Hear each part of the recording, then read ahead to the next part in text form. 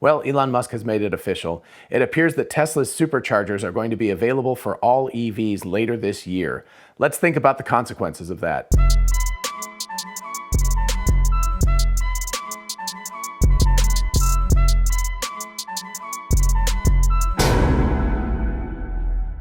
Hey y'all, it's Dr. Know-It-All. So first of all, I just want to make a quick reference to look at that Kennedy board. I hadn't taken it out of its cover in a while and I forgot just how beautiful of a board it is. Anyway, if anybody wants to go surfing on the East Coast, hit me up because I haven't used that board in a while and I would love to get that thing back in the water. It's a gorgeous board. Anyway, it needs a little bit of maintenance before it can go in the water, but basically it's in good shape. But anyway, on to the main event. Elon Musk recently tweeted out that Tesla Superchargers are going to be available to other EV manufacturers, other EV cars later this year, which is not that far because we're in the second half of the year already. So it appears that either they're in talks with other EV manufacturers or they're simply going to kind of open standard the chargers and everything and make them available to all cars. Now in Europe, that actually is probably going to be a relatively straightforward thing, although I don't know how the whole, billing aspect is going to go.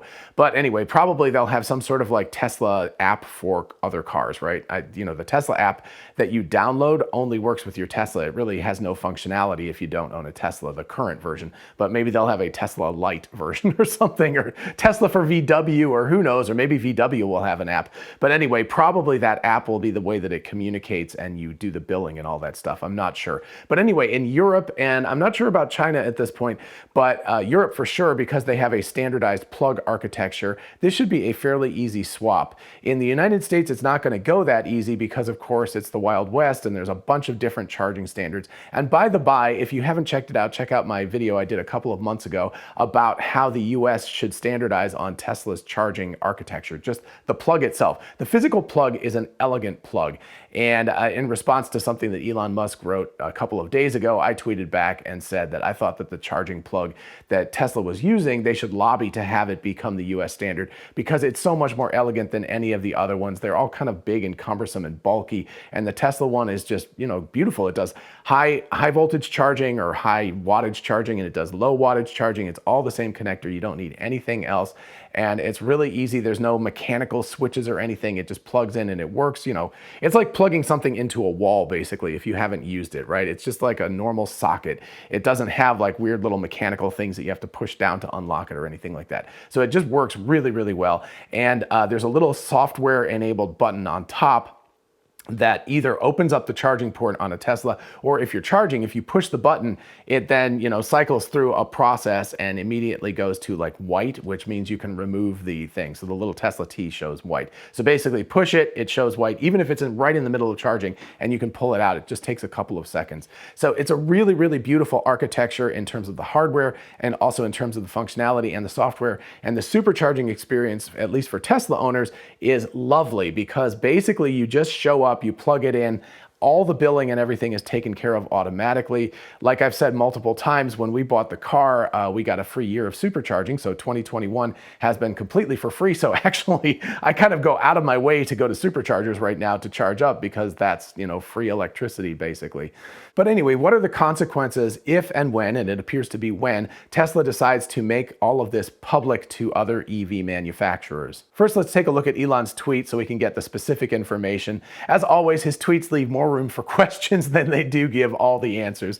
Anyway, what do you expect in 280 characters or whatever Twitter is limited to right now? So in response to a post from Teslatino, whose channel, by the way, is awesome, so you should definitely check that out, Elon Musk said, "We created our own connector as there was no standard back then, and Tesla was only maker of long-range electric cars.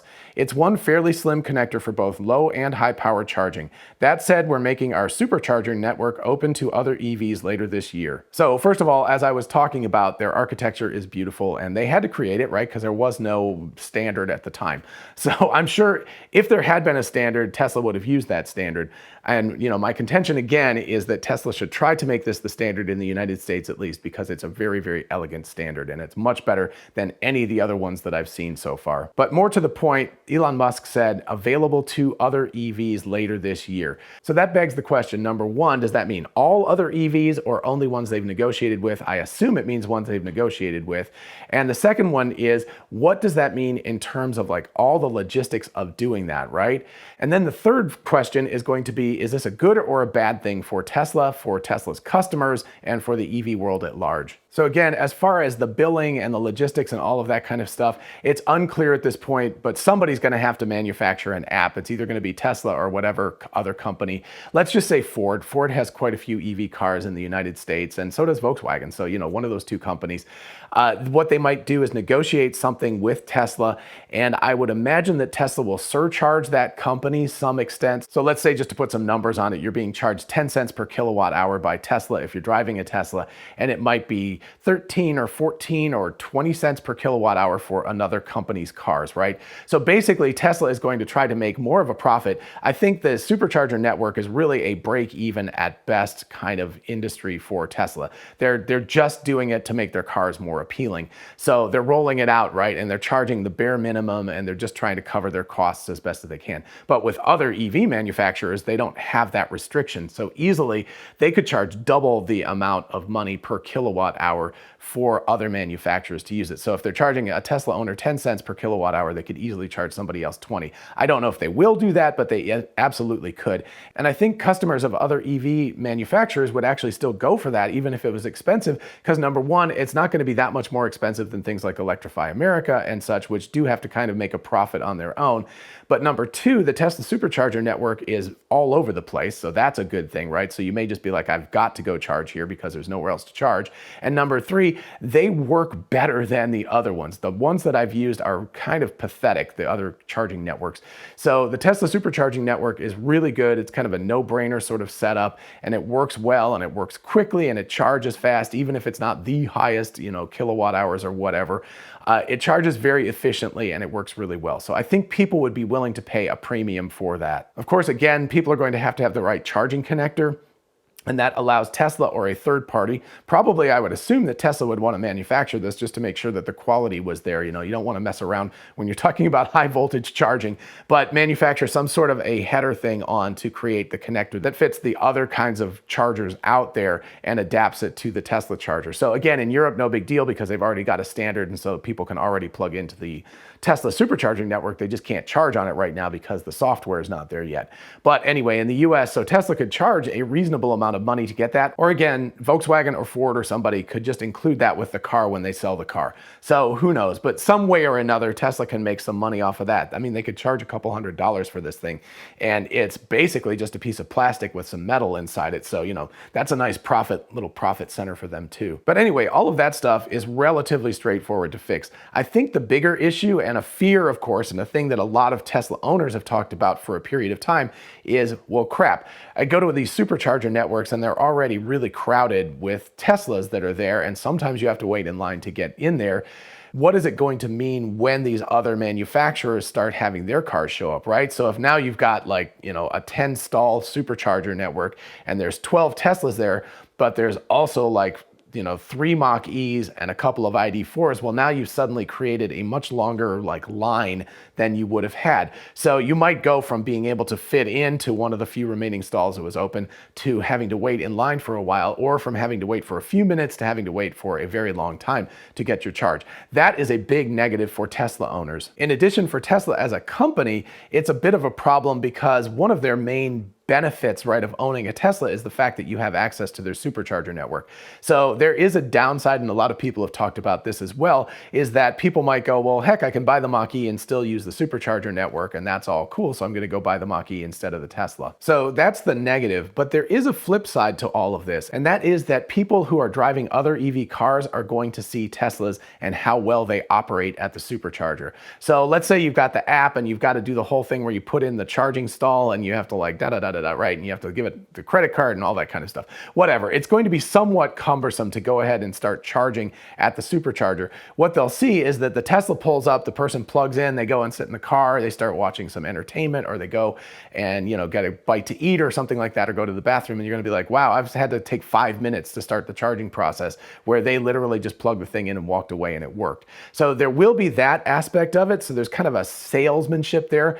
In addition, of course, you're going to see these Teslas up close and you're going to be like, man, those are really sexy looking cars. They're really nice cars. So that's a benefit as well. And then of course, a lot of times when you're at Superchargers, you know, if you're just kind of hanging out anyway, you'll end up talking to other people. And so you'll end up talking to Tesla owners. I specifically said, you know, you're going to end up having people proselytizing to you, right? So there's going to be this element of you talk to a Tesla owner and you're like, well, how do you like your car? And they're like, oh man, it's the best car ever. And they're like, well, what about this problem or this problem? And they're like, you know, in my Tesla, I don't have these problems. So you're going to be exposed to the Tesla community. You're going to be exposed to the fact that maybe there is a better EV solution out there than what you purchased. So there's a chance that over time, and you know, not immediately, right? Because you just bought an expensive car. So you're probably gonna keep it 3 or 4 years. But the next time you go out to purchase an EV car, you might be much more likely to purchase a Tesla because you're gonna get exposed to it over and over and over again during those 4 years, 3 or 4 years that you own this car.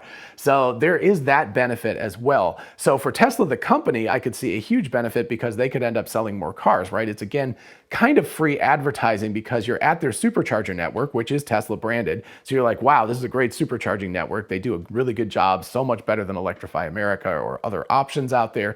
And then you'll also be exposed to the cars themselves and you'll see how pretty they are. And maybe somebody with a Model X will show you the Falcon Wing doors or something. You'll be like, wow, I'm blown away, right? I want one of those instead next time. So there are advantages to Tesla. There's kind of a little bit of a self-serving aspect, which is that people may be much more likely to purchase a Tesla in the future. As far as Tesla customers are concerned, I don't know. The one major advantage could be if Tesla is able to build out the supercharging network faster because there's more money coming in. But honestly, I mean, they've already got a factory dedicated to this. Maybe they'll open up 4 or 5 more or something, right? I guess they just have to keep opening up supercharger manufacturing factories as quickly as they can, because the big problem right now is they just can't install them fast enough to meet the growing demand of just Teslas. Now, other EV cars in most of the world, this is not so true in China, but in most of the world, other EV manufacturers, the number of cars being sold is less than Teslas. So it could be, in the United States, it's not going to be a giant hit really at all because there aren't that many other EV cars out there compared to Teslas. So, you know, even if all of them have access to the supercharger network, it's not going to increase the load that much. In Europe, certainly that could happen. There's a lot more EV cars there. And in China, that could certainly happen because there's a lot more EV cars there. So it's a little bit unclear, of course, right? Because, you know, Elon Musk tweeted out that they're going to open it up to other EV manufacturers later this year. That could be just in the United States. It could be just Volkswagen. It could be just Hyundai. I don't know, right? It could be just a single manufacturer or a couple of manufacturers, not the entire industry, and they may not roll it out to all of the places at once. They may be very careful and specific about where they're going to do it so that they make sure they don't overload their network too quickly. So they may open it up in kind of a slow rollout.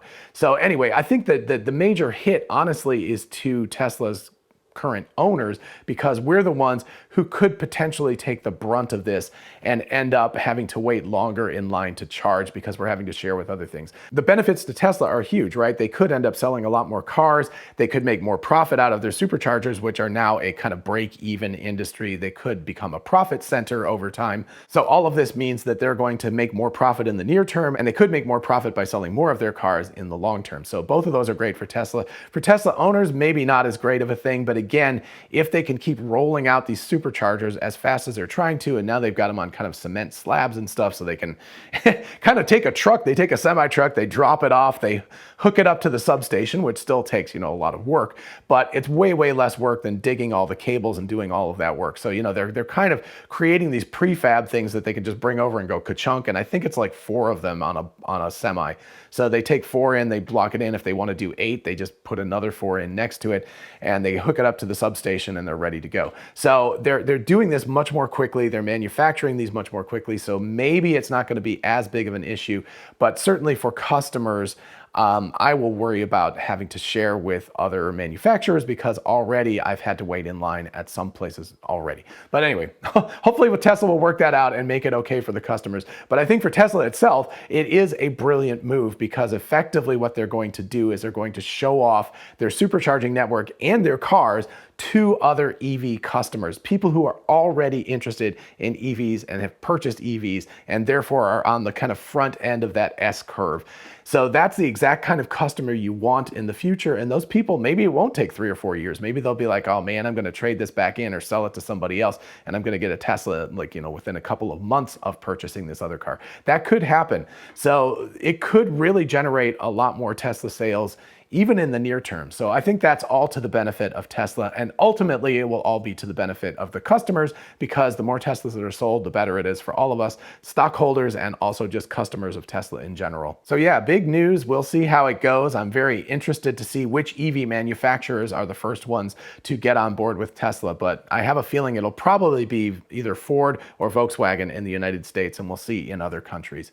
Anyway, I hope you enjoyed this episode and found it fun and interesting. If you did, please do like it so other people can find it. And of course, consider subscribing if you enjoy this kind of content. And of course, a huge shout out to my patrons on Patreon. Thank you all so much for your support. I really do appreciate it. It's been a lot of fun just kind of getting involved in the Discord discussions, and we've talked about this to some extent on Discord, and a lot of really interesting discussions and a lot more videos to come based on Discord discussions, and also of course Twitter stuff. And if you're not following me on Twitter, you should definitely follow me. It's DrKnowItAll16 on Twitter, so definitely check that out. And for those of you interested in investing, check out WeBull, an amazing platform for buying and selling stocks, and now cryptocurrencies like Bitcoin, Dogecoin, and others. Open an account and get a free stock valued at up to $200, and fund your account and get another free stock valued at up to $1,600. Check out the link in the description and help the channel at the same time. Thank you. And don't forget about our merch store, which now has "Physics is the Law, Everything Else is a Recommendation," which is a quote by Elon Musk, as well as other t-shirts, mugs, tumblers, etc., etc. Check it out in the description. And finally, don't forget we are both Tesla and Amazon affiliates.